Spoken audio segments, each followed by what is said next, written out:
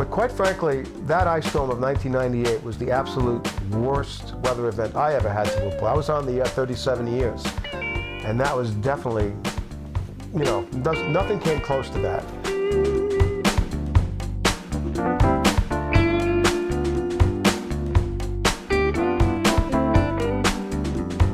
Yeah, it was really easy to put this thing together. You could see what was taking shape with the warmer air moving in from the south and the cold air hugging the ground, which happens a lot here in Maine.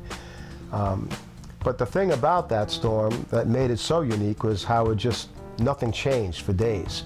The weather pattern just didn't change, and we just had day after day after day of the same weather. For that to go on day after day after day, you can just imagine how the ice just keeps building and building and building. And that's what brought down all those trees and brought down all those power lines. And the sad part about it was CMP was out there working like mad, trying to get people back online, and they would do so. I would get calls from viewers, "I've got our power back." They'd be all excited. And it would break my heart because I'd have to tell them, listen, make the most of it, get your clothes ironed or whatever you have to do, because you're probably going to lose it again. We could see this was going to drag on for days. And sure enough, that's what would happen. They'd get their power back, and then they would lose it in 12 hours or whatever, because those trees just kept coming down. And I never wanted to work where they had hurricanes, because I hated bringing bad news to viewers. And that was one of the few times where I didn't like going on the air, because I didn't have good news. It was like, it's going to be days before this is over, and that was hard to have to tell people. You need warm air aloft so that where the precipitation is forming, it's warm.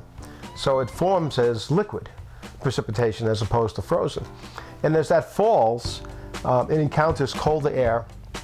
Now, if the layer of cold air from the ground up is thick enough, then that liquid precipitation will freeze as it comes down, and it'll fall as sleet or freezing rain.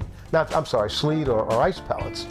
And those will hit the ground and just bounce. But if the layer of cold air is very, very thin, that is to say just right near the ground, then that liquid precipitation stays liquid until it makes contact with the ground or your car or a tree, and that's when it freezes.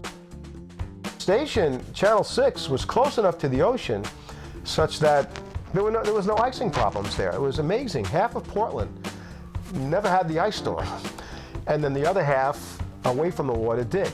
And it'd be so interesting being at work, everything seemed normal. You'd leave the station, and then you'd drive a mile inland, and it was like a different world. Quite frankly, the only thing you could do to prepare for this would be to put all our power lines underground, which I think is highly unlikely. I don't think there's anything that the state or the government could really do outside of that to prepare you for something like this. I mean, you would have to cut down all the trees, and no one's going to want that. We don't have total power, total control over Mother Nature. Mother Nature is a very, very powerful force, and sometimes we have to learn to just sort of live within her power. We have to just sort of, conform to what Mother Nature is going to give us. We have to deal with it. But no, to have something like that, we'll have ice storms. Ice storms are common, but to have one to last for 3 or 4 days, that is extremely unusual, and I doubt we'll see that again in our lifetimes.